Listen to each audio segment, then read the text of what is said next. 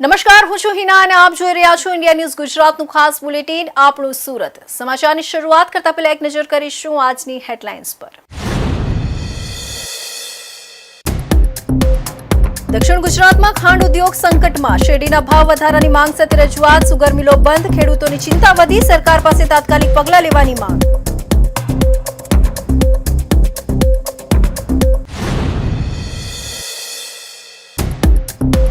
Principal અને teacher મને મારે છે, આત્મહત્યા કરવા જાઉં છું. સુરતમાં ઇંગ્લિશ મીડિયમ સ્કૂલના વિદ્યાર્થીએ ચિઠ્ઠીમાં લખી પોતાની વ્યથા, સિવિલમાં સારવાર માટે લઈ જવાતા ડોક્ટર પાસે દર્દ ઠાલવ્યું.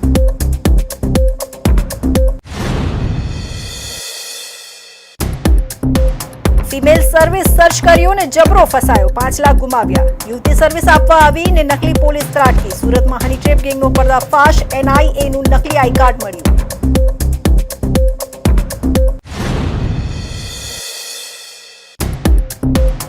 હિટ એન્ડ રનમાં સુરત કોર્પોરેશનના કર્મીનું મોત. એવેન્જર બાઇક ચાલકે ટક્કર મારતા ઉછળી રોડ પર પટકાયો. પુત્રને લોહી લુહાણ જોઈ માતાનું હૈયાફાટ રુદન.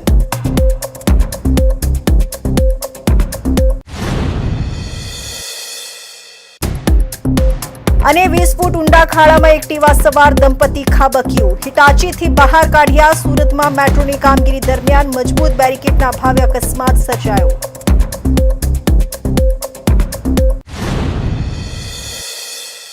અને હવે જોઈશું સમાચાર વિસ્તારથી. દક્ષિણ ગુજરાતના ખાંડ ઉદ્યોગ અને શેરડી ખેડૂતોની ગંભીર સમસ્યાઓને લઈને સરકાર સમક્ષ તાત્કાલિક હસ્તક્ષેપની માંગ ઉઠી છે.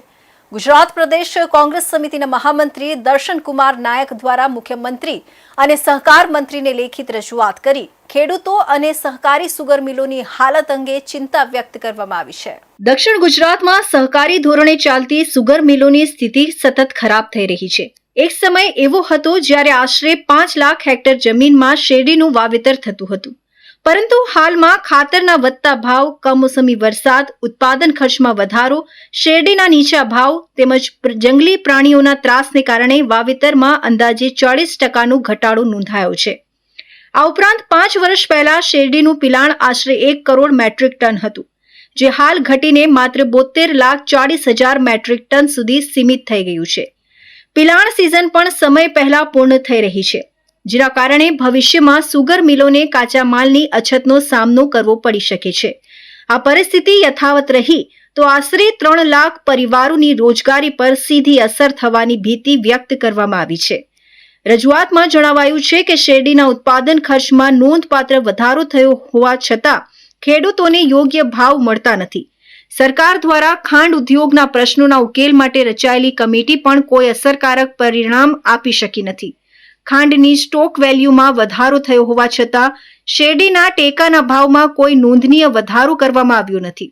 સાથે જ છેલ્લા 5 વર્ષથી સુગર મિલોને સોફ્ટ લોન, ટર્મ લોન કે એક્સાઇઝ લોન આપવામાં આવી નથી, જેના કારણે મિલોની આર્થિક સ્થિતિ પર અસર પડી છે. વધતા વ્યાજદરને કારણે the Surat district cooperative bank દ્વારા આપવામાં આવતા ધિરાણ પર પણ વધારાનું ભારણ અનુભવાઈ રહ્યું છે.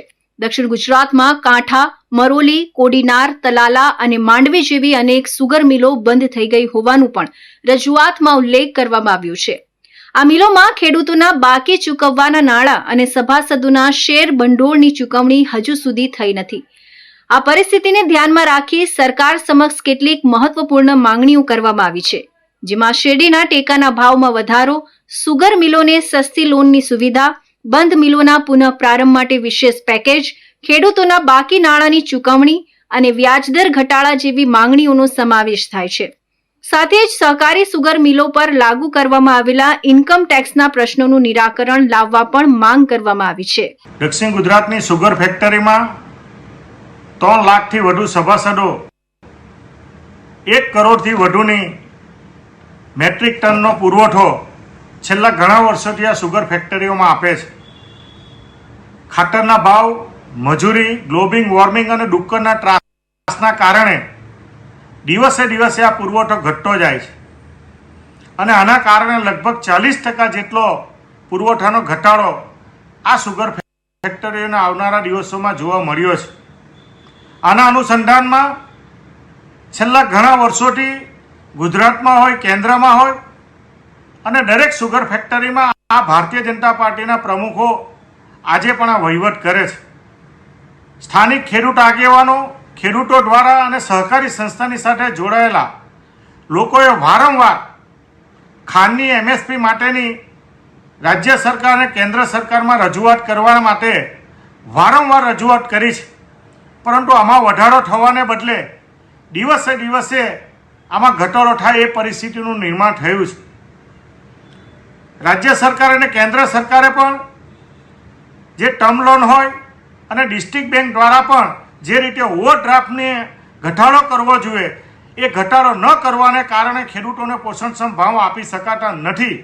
આ સમગ્ર બાબતમાં તમામ જગ્યાએ પંચાયતથી પાર્લામેન્ટ સુધી ભારતીય જનતા પાર્ટીનું શાસન હોવા છતાં પણ જે રીતે સહકારી માળખાને મદદરૂપ થવું જોઈએ, સહકારી માળખું સમગ્ર દક્ષિણ ગુજરાતનું આવનારા દિવસોમાં જો શેરડી પટ્ટીએ અને આ ખાંડ ઉદ્યોગ સંઘ પણ આ બાબતમાં યોગ્ય પગલાં ન લે તો આવનારા દિવસોમાં ખેડૂતોની આ સહકારી સંસ્થાઓ ચલાવવી અઘરી બનશે.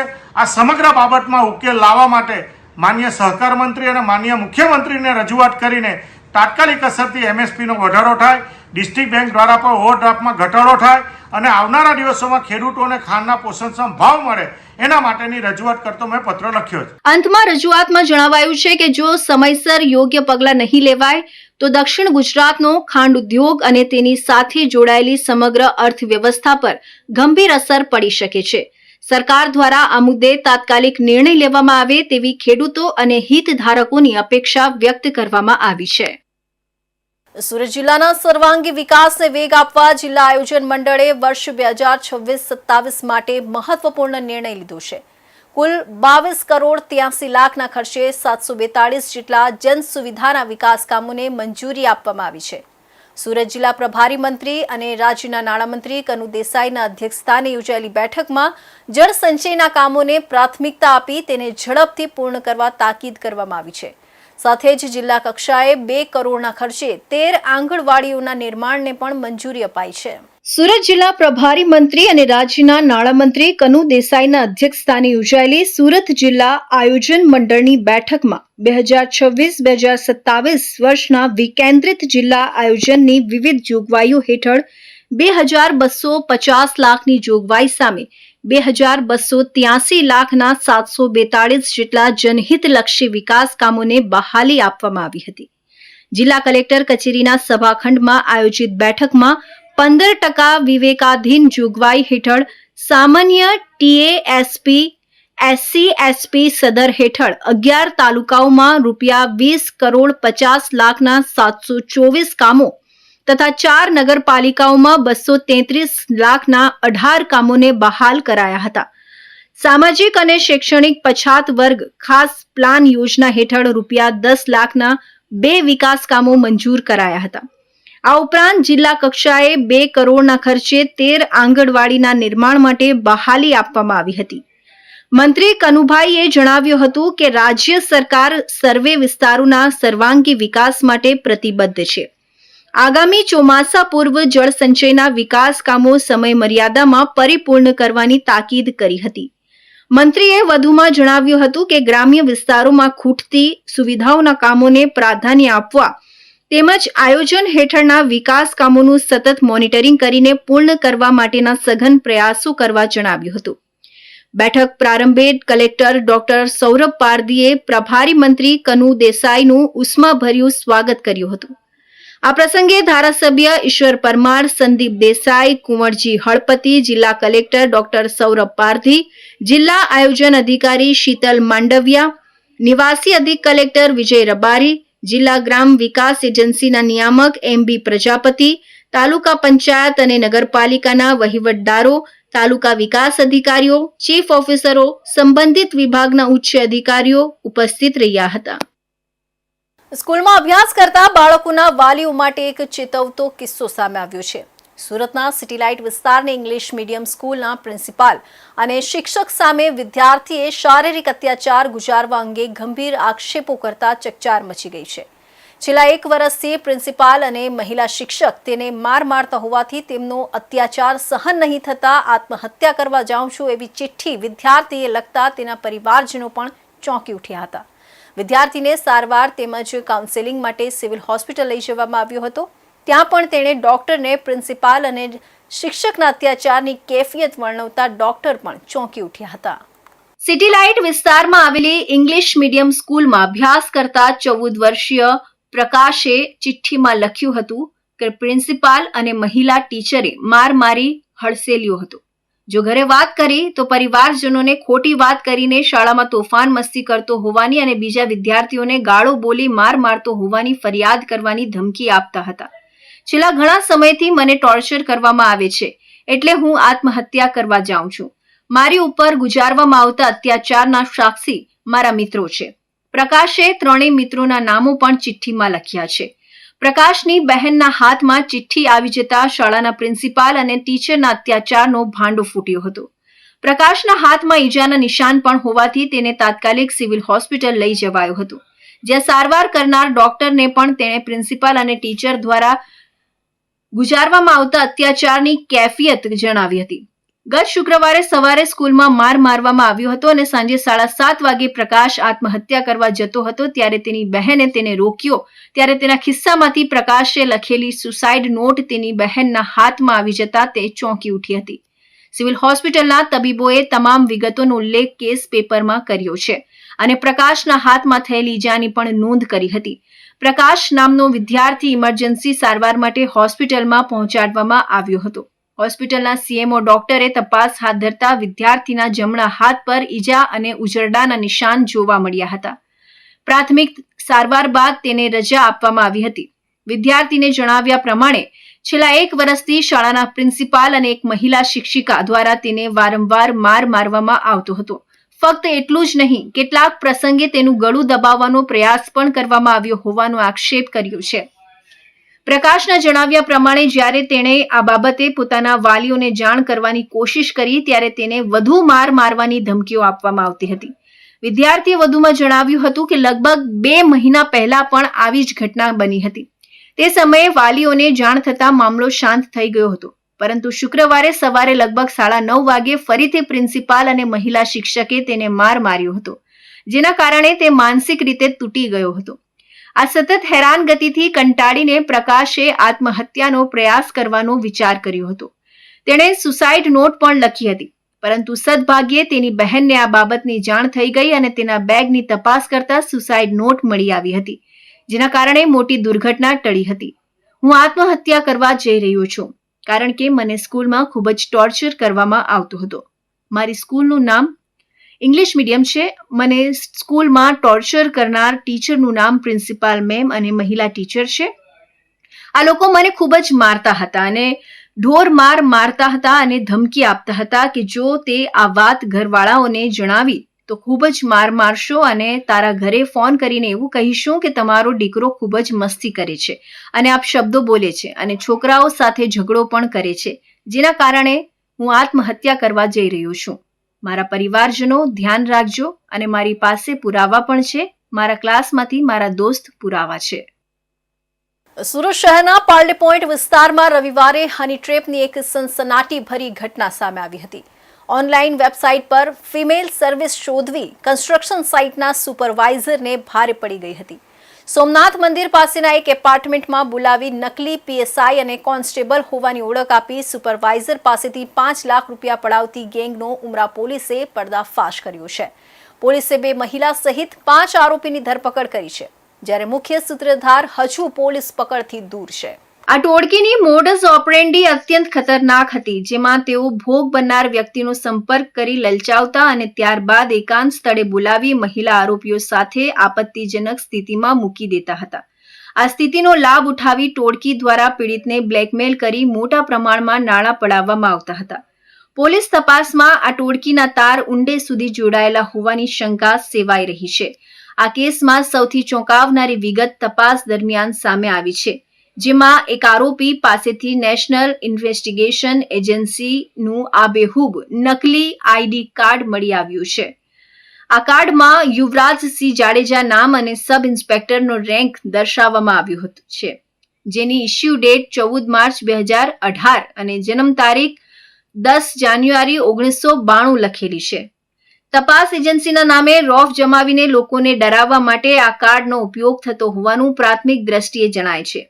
હાલ પોલીસે આ મામલે ગુનો નોંધી ટોળકીના અન્ય સભ્યો અને અગાઉ કરેલા ગુનાઓની વિગતો મેળવવા ચક્રો ગતિમાન કર્યા છે. મળતી માહિતી પ્રમાણે કતારગામ વેડ રોડ વિસ્તારમાં રહેતા અને કન્સ્ટ્રક્શન સાઇટ પર સુપરવાઇઝર તરીકે ફરજ બજાવતા કમલે થોડા દિવસ પહેલા ગૂગલ પર ફિમેલ સર્વિસ સર્ચ કર્યું હતું. આ દરમિયાન તેમનો સંપર્ક રમેશ પાલ નામના શખ્સ સાથે થયો હતો. રમેશે તેમને લલચાવી ફોસલાવીને પાર્લે પોઈન્ટ વિસ્તારમાં આવેલા સૂર્ય મંજરી એપાર્ટમેન્ટના ફ્લેટ નંબર 203માં બોલાવ્યા હતા. કમલભાઈ જ્યારે ફ્લેટ પર પહોંચ્યા ત્યારે રાજવી નામની મહિલાએ તેમને અંદર બેસાડ્યા હતા. થોડી વારમાં પ્રિન્સી નામની યુવતી સર્વિસના બહાને રૂમમાં આવી હતી.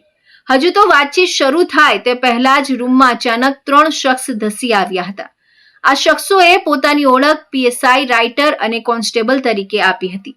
તેમણે કમલભાઈને ગળદા પાટુનો માર મારી ધમકાવવાનું શરૂ કર્યું હતું. નકલી પોલીસ બનેલા આ શખ્સોએ કમલભાઈને ડરાવ્યા હતા કે તમે અહીં યુવતી પર રેપ કર્યો છે, તમારો વિડીયો બની ગયો છે. બદનામ કરવાની અને કેસ કરવાની ધમકી આપીને આ ટોળકીએ સમાધાન પેટે 5 લાખ રૂપિયાની માંગણી કરી હતી. ડરના માર્યા સુપરવાઇઝરે રકમ આપવાની તૈયારી બતાવી હતી. પરંતુ આ દરમિયાન ઉમરા પોલીસને બાતમી મળતા ટીમે સ્થળ પર જ દરોડા પાડી સમગ્ર ખેલનો પર્દાફાશ કર્યો હતો. ઉમરા પોલીસે સ્થળ પરથી 5 આરોપીઓને દબોચી લીધા છે, જેમાં આકાશ વાઘેલા, પિયુષ ગોસ્વામી, ખેતારામ પરમાર, રાજવી દેવગાણિયા અને પ્રાંજલી ઉર્ફે પ્રિન્સી રાજપૂતનો સમાવેશ થાય છે. આ આખી ગેંગનો માસ્ટર માઇન્ડ રમેશ પાલ હાલ પોલીસ પકડથી દૂર છે. તેને વોન્ટેડ જાહેર કરી પોલીસે શોધખોળ તેજ કરી છે. તો હવે સમય છે એક વિરામનો.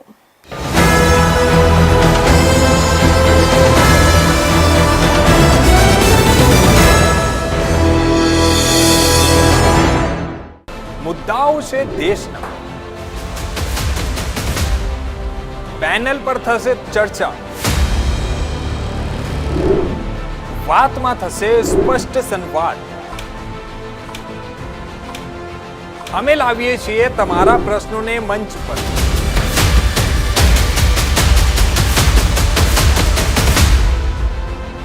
કેમ કે સમસ્યા તમારી, લડત અમારી.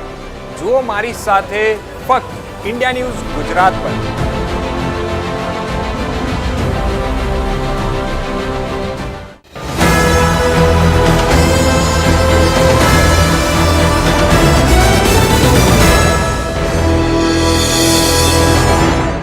વિરામ બાદ ફરી આપ સૌનું સ્વાગત છે.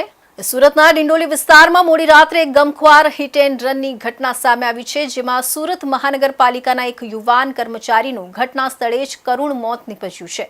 પૂરપાટ ઝડપે આવેલા એવેન્જર બાઇક ચાલકે ટક્કર મારી બાદ ફરાર થઈ જતા પોલીસ દ્વારા તેની શોધખોળ તેજ બનાવાઈ છે. હાલ સીસીટીવી ફૂટેજના આધારે આરોપીની ઓળખ મેળવવાના પ્રયાસો ચાલુ છે. સુરતના ડિંડોલી વિસ્તારમાં 29 માર્ચની મોડી રાત્રે એક ગમખ્વાર અકસ્માત સર્જાયો છે. પૂરપાટ ઝડપે આવી રહેલા એક અજાણ્યા એવેન્જર બાઇક ચાલકે સુરત કોર્પોરેશનના પટાવાળાને અડફેટે લેતા તેનું ઘટના સ્થળે જ કમકમાટી ભર્યું મોત નીપજ્યું હતું. આ ઘટનાને પગલે સ્થાનિક વિસ્તારમાં ચકચાર મચી ગઈ છે. અકસ્માત સર્જ્યા બાદ એવેન્જર બાઇકનો ચાલક પોતાની ગાડી લઈને ફરાર થઈ ગયો હતો, જેની શોધખોળ હાલ પોલીસ દ્વારા કરવામાં આવી રહી છે. મળતી માહિતી મુજબ મૃતક યુવાનની ઓળખ 32 વર્ષીય શુભમ બિહડે તરીકે થઈ છે. શુભમ સુરત મહાનગરપાલિકામાં પ્યુન તરીકે ફરજ બજાવતો હતો. રવિવારે મોડી રાત્રે જ્યારે તે કોઈ કામ પતાવીને પોતાના ઘરે જઈ રહ્યો હતો ત્યારે ડિંડોલી વિસ્તારમાં આ અકસ્માત નડ્યો હતો. શુભમ ડિંડોલીના ખરવાસા રોડ પર આવેલી કૃષ્ણકુંજ સોસાયટીમાં રહેતો હતો. તે પોતાના પરિવારનો આધાર સ્તંભ હતો, જેના અકાળે અવસાનથી પરિવારમાં ગમગીની છવાઈ ગઈ છે. પ્રત્યક્ષદર્શીઓ અને પોલીસની પ્રાથમિક તપાસમાં બહાર આવ્યું છે કે શુભમ જ્યારે રસ્તા પરથી પસાર થઈ રહ્યો હતો ત્યારે સામેથી પૂરપાટ ઝડપે એક એવેન્જર બાઇક આવી રહી હતી. બાઇક ચાલકે સ્ટીયરિંગ પરથી કાબુ ગુમાવતા શુભમને જોરદાર ટક્કર મારી હતી. આ ટક્કર એટલી ભયાનક હતી કે શુભમ હવામાં ફંગોળાયો હતો અને તેને માથા તેમજ શરીરના અન્ય ભાગોમાં ગંભીર ઈજાઓ પહોંચી હતી. ગંભીર ઈજાઓને કારણે તેનું ઘટના સ્થળે જ પ્રાણ પંખેરું ઉડી ગયું હતું. અકસ્માત બાદ બાઇક ચાલક માનવતા નેવે મૂકીને ત્યાંથી ભાગી છૂટ્યો હતો. ઘટનાની જાણ થતાં જ ડિંડોલી પોલીસનો કાફલો ઘટના સ્થળે દોડી આવ્યો હતો. પોલીસે મૃતદેહનો કબજો મેળવી તેને પોસ્ટમોર્ટમ માટે સિવિલ હોસ્પિટલ ખસેડ્યો છે. ફરાર એવેન્જર ચાલક વિરુદ્ધ હિટ એન્ડ રનનો ગુનો દાખલ કરીને પોલીસે તપાસના ચક્રો ગતિમાન કર્યા છે. પોલીસ અત્યારે આસપાસના વિસ્તારના સીસીટીવી ફૂટેજ ચકાસી રહી છે, જેથી અજાણ્યા વાહન ચાલકનો નંબર મેળવી શકાય અને તેની ધરપકડ કરી શકાય. મહાનગરપાલિકાના એક યુવાન કર્મચારીના મોતના સમાચારથી તેના સાથી કર્મચારીઓમાં પણ શોકનું મોજું ફરી વળ્યું છે. સ્માર્ટ સિટી સુરતમાં મેટ્રો રેલ પ્રોજેક્ટની કામગીરી દરમિયાન સુરક્ષાના નિયમોના ધજાગરા ઉડાવતી એક ચોંકાવનારી ઘટના સામે આવી છે. શહેરના પર્વત પાટિયા વિસ્તારમાં આવેલા કબૂતર સર્કલ પાસે મેટ્રોના ખુલ્લા ખાડા ફરતે મજબૂત બેરિકેડના ભાવે એક એક્ટિવા ચાલક અને પાછળ બેઠેલી મહિલા 20 ફૂટ ઊંડા ખાડામાં પટકાતા અરેરાટી વ્યાપી ગઈ હતી. મેટ્રો તંત્રની આ લાપરવાહીને કારણે નિર્દોષ નાગરિકોનો જીવ જોખમમાં મુકાયો છે. પર્વત પાટિયા વિસ્તારમાં મેટ્રો પ્રોજેક્ટની કામગીરી ચાલી રહી છે. અહીં 20 ફૂટ જેટલો ઊંડો ખાડો ખોદવામાં આવ્યો હતો. એક એક્ટિવા ચાલક પોતાની પાછળ એક મહિલાને બેસાડીને પસાર થઈ રહ્યો હતો, ત્યારે અચાનક સંતુલન બગડતા કે અન્ય કારણોસર તેઓ સીધા જ મેટ્રોના ઊંડા ખાડામાં ખાબક્યા હતા. આ સમગ્ર ઘટનાના લાઈવ સીસીટીવી ફૂટેજ પણ સામે આવ્યા છે, જેમાં સ્પષ્ટ જોઈ શકાય છે કે કેવી રીતે ચાલક અને મહિલા ખાડામાં પટકાય છે. આ વિડીયો સોશિયલ મીડિયા પર વાયરલ થતા લોકોમાં મેટ્રો વહીવટી તંત્ર સામે ભારે રોષ જોવા મળી રહ્યો છે. હાલમાં જ્યારે મીડિયા દ્વારા મેટ્રોના અધિકારીઓનો સંપર્ક કરવામાં આવ્યો, ત્યારે તેઓ આ મામલે મૌન સેવી રહ્યા છે અને કોઈ પણ સંતોષકારક જવાબ આપી શક્યા નથી. શું કોઈ મોટી જાનહાનિ થાય તો જ મેટ્રો પ્રોજેક્ટના અધિકારીઓ જાગશે? સુરક્ષાના ધોરણોમાં આટલી મોટી ચૂક બદલ જવાબદાર કોણ? પ્રત્યક્ષદર્શીઓના જણાવ્યા અનુસાર મેટ્રો પ્રોજેક્ટની કામગીરી દરમિયાન ત્યાં સિમેન્ટના મજબૂત બેરિકેડ લગાવવાને બદલે માત્ર પતરાના નાજુક બેરિકેડ લગાવવામાં આવ્યા હતા, જે સુરક્ષાની દ્રષ્ટિએ અપૂરતા હતા. ખાડામાં પટકાયેલા મહિલા અને પુરુષને બચાવવા માટે તાત્કાલિક દોડધામ મચી ગઈ હતી. અંતે જેસીબી અને ક્રેનની મદદથી બંનેને હેમખેમ બહાર કાઢવામાં આવ્યા હતા. આ અકસ્માતમાં બંનેને શરીરે ઈજાઓ પહોંચતા તાત્કાલિક સારવાર અર્થે હોસ્પિટલ ખસેડવામાં આવ્યા છે. આશ્ચર્યની વાત એ છે કે આટલી મોટી ઘટના બન્યા બાદ મેટ્રોના સત્તાધીશો સફાળા જાગ્યા હતા. જે કામગીરી પહેલા કરવાની હતી તે હવે કરવામાં આવી છે. ઘટના બન્યા બાદ ત્યાં તાત્કાલિક ધોરણે સિમેન્ટના મજબૂત બેરિકેડ મૂકવાની કામગીરી શરૂ કરવામાં આવી હતી. સુરતના અમરોલી વિસ્તારમાં મોડી રાત્રે એક ચોંકાવનારી હત્યાની ઘટના સામે આવી છે, જેમાં માત્ર 19 વર્ષીય યુવાનની ધારધાર હથિયાર વડે નિર્દયી રીતે હત્યા કરવામાં આવી છે.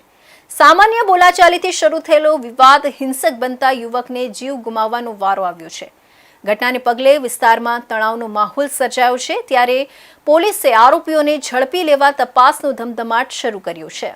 સુરત શહેરના અમરોલી પોલીસ સ્ટેશન વિસ્તાર હેઠળ આવેલા શ્રી રામ ચોકડી પાસે ગઈકાલે મોડી રાત્રે એક હૃદય વિદારક ઘટના સામે આવી છે, જેમાં એક યુવકની નિર્દયી હત્યા કરવામાં આવી છે.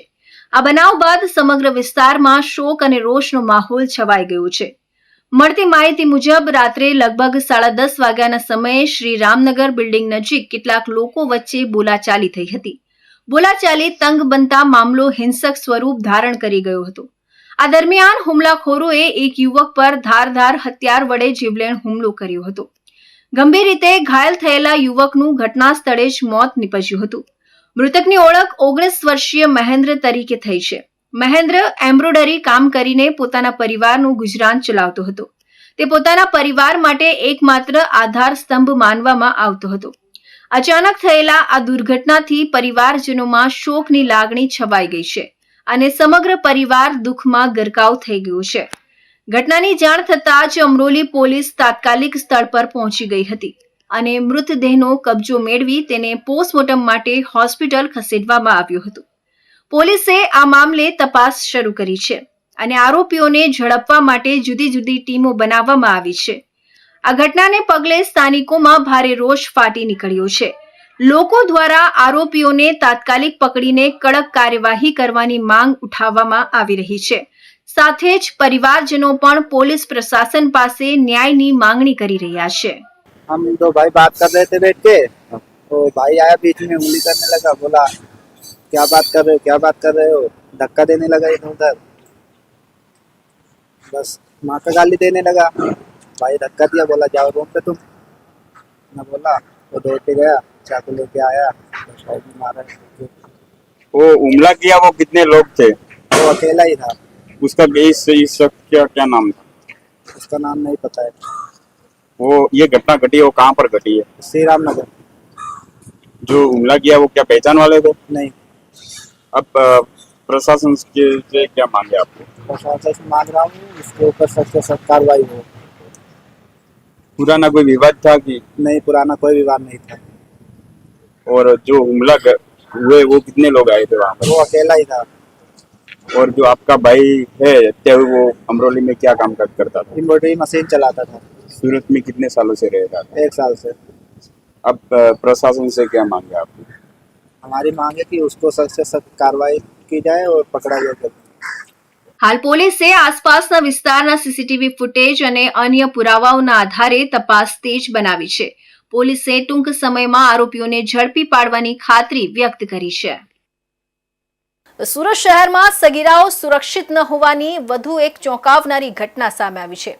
અડાજણ વિસ્તારમાં રહેતી એક 15 વર્ષની કિશોરીને પ્રેમજાળમાં ફસાવી નશીલો પદાર્થ પીવડાવી દુષ્કર્મ ગુજારવામાં આવ્યું હોવાની વિગતો બહાર આવી છે. અત્યાચારના કારણે કિશોરી ગર્ભવતી બની હતી અને હાલમાં જ તેણે એક બાળકને જન્મ આપ્યો છે. આ મામલે પીડિતાની માતાએ અડાજણ પોલીસ મથકમાં નરાધમ વિરુદ્ધ ફરિયાદ નોંધાવતા પોલીસે કાયદેસરની કાર્યવાહી હાથ ધરી છે. પીડિત કિશોરીના માતાએ પોલીસ ફરિયાદમાં જણાવ્યા મુજબ સમગ્ર ઘટના ઓગસ્ટ 2025માં બની હતી. કિશોરી એક કટલેરીની દુકાનમાં નોકરી કરીને પરિવારને મદદરૂપ થતી હતી. આ દરમિયાન નજીકમાં જ ફ્રૂટની લારી ચલાવતા આરોપીએ તેની સાથે ઓળખાણ વધારી હતી. આરોપીએ કિશોરીને લગ્ન કરવાની લાલચ આપી તેને વિશ્વાસમાં લીધી હતી. ઓગસ્ટ માસની એક રાત્રે આરોપી તેને લલચાવી ફોસલાવીને પાલનપુર કેનાલ રોડ પર લઈ ગયો હતો, જ્યાં તેણે કિશોરીને ઠંડા પીણામાં કેફી પદાર્થ ભેળવી પીવડાવી દીધો હતો. ત્યારબાદ સગીરાની મરજી વિરુદ્ધ તેની સાથે શારીરિક સંબંધ બાંધ્યા હતા. આરોપીએ માત્ર એકવાર નહીં પરંતુ ત્યારબાદ પણ અવારનવાર કિશોરીને ડરાવી ધમકાવી તેની સાથે સંબંધ બાંધ્યા હતા. ભોગ બનનાર કિશોરી જ્યારે આ વાતનો વિરોધ કરતી અથવા પરિવારને જણાવવાનું કહેતી ત્યારે આરોપી તેને જાનથી મારી નાખવાની ધમકી આપતો હતો. આરોપીએ ધમકી આપતા કહ્યું કે જો તું વાતની જાણ કોઈને કરીશ તો તને જાનથી મારી નાખીશ, તેમ કહીને આરોપીએ કિશોરીનું મોઢું બંધ રાખ્યું હતું. લાંબા સમય સુધી આ માનસિક અને શારીરિક ત્રાસ ચાલુ રહ્યો હતો, જેના કારણે ડરના માર્યા કિશોરીએ આ વાત કોઈને જણાવી નહોતી. શારીરિક સંબંધોના કારણે કિશોરી ગર્ભવતી બની ગઈ હતી. જ્યારે કિશોરીએ પોતે ગર્ભવતી હોવાનું વાત આરોપીને કરી અને લગ્ન માટે દબાણ કર્યું ત્યારે આરોપીએ અસલી રૂપ બતાવ્યું હતું. લગ્નના વાયદા કરીને દિવસો કાઢ્યા બાદ અંતે જ્યારે કિશોરીએ બાળકને જન્મ આપવાનો સમય આવ્યો ત્યારે આરોપીએ લગ્ન કરવાની સ્પષ્ટ ના પાડી દીધી હતી. પીડિતાની માતાના જણાવ્યા મુજબ તેમની દીકરીને ગર્ભવતી બનાવી અને બાળકની માતા બનાવી આરોપી ત્યાંથી નાસી છૂટ્યો હતો. પીડિત કિશોરીને પ્રસૂતિની પીડા ઉપડતા તેને હોસ્પિટલ ખસેડવામાં આવી હતી, જ્યાં 3 દિવસ પહેલા તેણે એક સ્વસ્થ બાળકને જન્મ આપ્યો છે. સગીર વયે માતા બનેલી કિશોરીની હાલત જોઈ પરિવાર સ્તબ્ધ થઈ ગયો હતો. અંતે હિંમત ભેગી કરી કિશોરીની માતાએ અડાજણ પોલીસ મથકમાં આરોપી વિરુદ્ધ પોક્સો એક્ટ અને દુષ્કર્મની કલમો હેઠળ ફરિયાદ નોંધાવી છે. પોલીસે ઘટનાની ગંભીરતાને ધ્યાને લઈ તાત્કાલિક તપાસ શરૂ કરી હતી. ફરિયાદ નોંધાયાના ટૂંક સમયમાં જ અડાજણ પોલીસ એક્શન મોડમાં આવી હતી. ટેકનિકલ સર્વેલન્સ અને બાતમીદારોની મદદથી પોલીસે નાસી છૂટેલા ફ્રૂટ વિક્રેતા આરોપીની શોધખોળ હાથ ધરી હતી. તાજેતરની વિગતો મુજબ અડાજણ પોલીસે આરોપીની અટકાયત કરી લીધી છે અને તેની સઘન પૂછપરછ હાથ ધરવામાં આવી રહી છે. હાલ હોસ્પિટલમાં સગીરા અને નવજાત બાળકની સારવાર ચાલી રહી છે, જ્યારે પોલીસે આરોપીને કોર્ટમાં રજૂ કરવાની તજવીજ હાથ ધરી છે. તો આ હતા ઇન્ડિયા ન્યૂઝ ગુજરાતના ખાસ બુલેટિન, આપણું સુરતના મહત્વના સમાચાર. નવા સમાચાર સાથે ફરી મળીશું. ત્યાં સુધી જોતા રહેજો ઇન્ડિયા ન્યૂઝ ગુજરાત.